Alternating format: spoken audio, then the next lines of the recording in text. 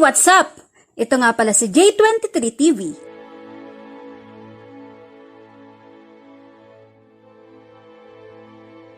Bawat tao ay nakakaranas ng iba't ibang pagsubok sa buhay. May magaan, katamtaman, at mayroon din namang pagsubok na hindi mo aakalain na iyong mararanasan at subok ng iyong katatagan at pananalig. Sa video na to ay iyong matutuklasan ang katapangan ng mga nakaligtas sa trahedyang ito. Naalala mo ba ang serye sa TV na Lost? Tungkol sa eroplano na nag-crash sa isang isla ng desyerto? Well, ito ang totoong buhay. Maliban sa isla, ay ang mga bundok ng Andes at ang nawala ay isang pangkat ng mga batang lalaki na haharap sa isang dilema na masyadong nakakagulat at masyadong totoo sa kritikal na yugto ng buhay na unti-unting mamamatay, kalunos-lunos na kamatayan, o kakainin ng mga nakapirming katawan ng kanilang mga patay na mga kaibigan. Ito ang pinakamahusay na choice na kinakaharap ng isang koponan ng rugby mula sa Uruguay at ilan sa kanilang mga kaibigan at pamilya nang bumagsak ang eroplano na magdadala sa kanila sa isang laban sa Chile noong October 13, 1972. Nakilalang kilala sa tawag na The Valley of Tears. Ang kanilang kwento ay nakaka-amaze at nakakagambala sa mundo at naging batayan ng best-selling book at ang pelikula na Alive.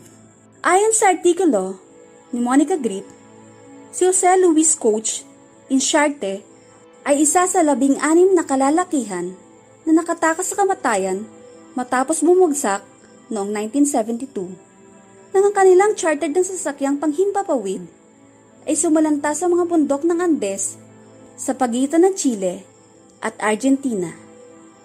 Isa siya sa 45 pasahero kasama na ang kanyang koponan sa rugby na Old Christian, sakay ng Uruguayan Air Force Flight 571 nang tumama ito sa isang bulubundukin na nababalot ng ulap habang lumilipad ito mula sa Santiago patungang Montevideo.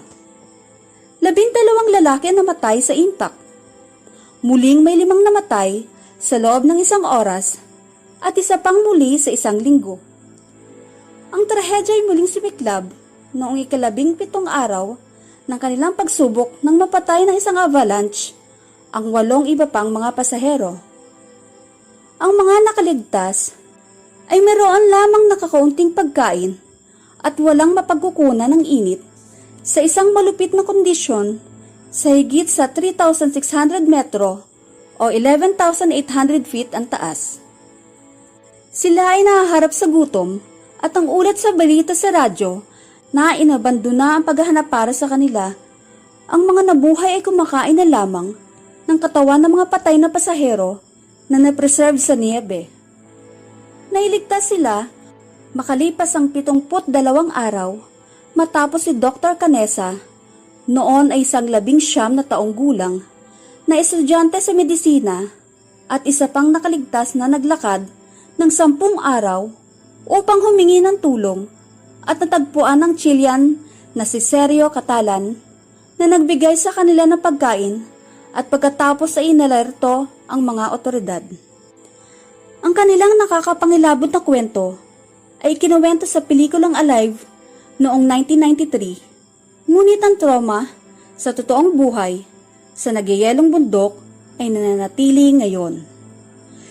Si Dr. Roberto Canessa ay nagsulat sa Daily Mail noong 2016. Ayon sa kanyang sulat, sa kabila ng aming kalungkutan at pagkabigla, hindi kami nawala ng pag-asa. Bagaman wala kaming kontak sa radyo at telepono, matatag kaming naniniwala na malapit na kami sa gipin. Alam ng mga otoridad ng Chile bago nawala ang kontak ng eroplano na nasa foothills kami ng kanilang bansa. 100 milya ang layo mula sa aming patutunguhan at ang gaming altimeter ay bumabasa lamang ng 7,000 feet. Nalaman namin kalaunan na mali ito. Isang katunayan, ang gaming altitude ay mas mataas.